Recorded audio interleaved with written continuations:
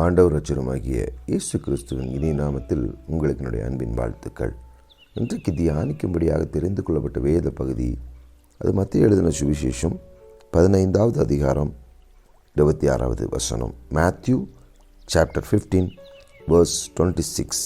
அவர் அவளை நோக்கி, பிள்ளையின் அப்பத்தை எடுத்து நாய்க்குட்டிகளுக்கு போடுகிறது நல்லதல்ல. ஆண்டவராய் இயேசு கிறிஸ்து வரும் பொழுது ஒரு கானானிய ஸ்திரீ அவரிடத்தில் வந்து, ஆண்டவரே, தாவீதின் குமாரனே, எனக்கு இறங்கும், என் மகள் பிசாசினால் கொடிய வேதனையினால் அவதிப்படுகிறாள் என்று சொல்லி கூப்பிட்டாள். கர்த்தராகிய இயேசு கிறிஸ்து அவளுக்கு பிரதியுத்தரமாக ஒரு வார்த்தையும் சொல்லவில்லை.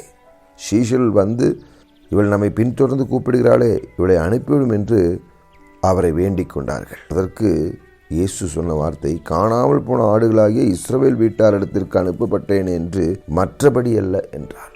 ஆம், இஸ்ரவேலுக்காக ஜெபியுங்கள், யூதர்களுக்காக ஜெபியுங்கள். ஆண்டவராய் இயேசு யூத கோத்திரத்திலே யூதர்களுடைய ரட்சிப்புக்காக வந்தார்.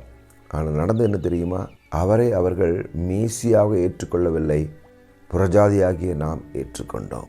இளையகுமாரன் தகப்பனை தன் சொந்த தகப்பனாய் மீண்டுமாய் எப்பொழுது தெரியுமான்னு பார்த்தான், குறைவுபட தொடங்கிய பொழுது. பிள்ளைகள் அப்பத்தை எடுத்து நாய்க்குட்டிகளுக்கு போடுகிறது நல்லதல்ல என்று சொல்கிற அர்த்தம், புறஜாதிகளாகிய நமக்கு கர்த்தராகிய இயேசு கிறிஸ்து என்கிற அப்பத்தை கொடுத்தபடினால பரிசுத்தத்தை, அவருடைய கல்வாரி சிலுவின் இரத்தத்தை, அவருடைய பாடுகளை, கர்த்தர் எனக்காக மரித்தார் என்கிற அருமையான சுவிசேஷத்தை வீணிலே வழங்காதிருப்பீர்களாக.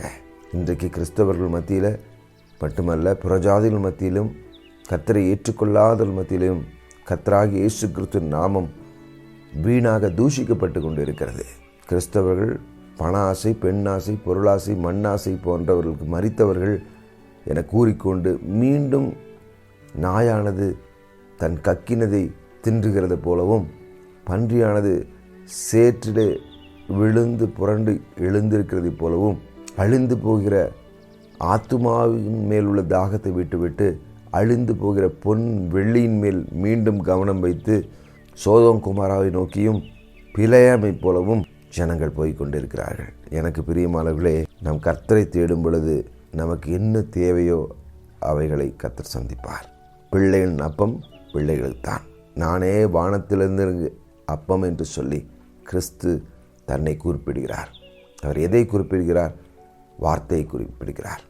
இஸ்ரவேல் ஜனங்கள் கானான் தேசத்திற்கு வரும் பொழுது வனாந்திரத்திலே வானத்திலிருந்து இறங்கின மன்னாவாய் வந்து போஷித்தது போல, இன்றைக்கும் நாம் மண்ணானவர்கள் அல்ல, விண்ணானவர்கள். ஆகவே கர்த்தராகிய இயேசு கிறிஸ்துவை பார்ப்போம், கவலைகள் தீர்க்கும்படியாக கேட்போம். ஒரு படி ஆவிக்குரிய வாழ்க்கையிலே முன்பாக வரும்படியாக நான் உங்களை அழைக்கிறேன். கண்களை மூடி ஜெபிப்போமா? அன்பின் பரலோக பிதாவே, பிள்ளைகளின் அப்பத்தை எடுத்து நாய்க்குட்டிகளுக்கு போடுகிறது நல்லதல்ல என்று சொல்லுகிற காரியத்தை எங்களுக்கு வெளிப்படுத்தினக்கா நன்றி. நாங்கள் நாய்க்குட்டிகள் அல்ல சுவாமி, உம்முடைய ஆட்டுக்குட்டிகளாக இருக்கிறோம். உம்மையே நோக்கி வாஞ்சிக்கிறோம். நன்மையும் கிருபையும் எங்களை தொடரும்படியாக நான் ஜீவனெல்லாம் கர்த்தருடைய வீட்டிலே பந்தியிருப்பேன் என்று சொல்லி நான் ஆணையிட்டு கொடுக்கிறேன். என்னுடைய குற்றங்களை மன்னி உம்மை இன்னும் அனிதிலும் சார்ந்து கொள்ள எனக்கு கிருபை தாரும். இயேசுவின் நாமத்தில் நல்ல பிதாவே, ஆமென். தேங்க்யூ. God bless you.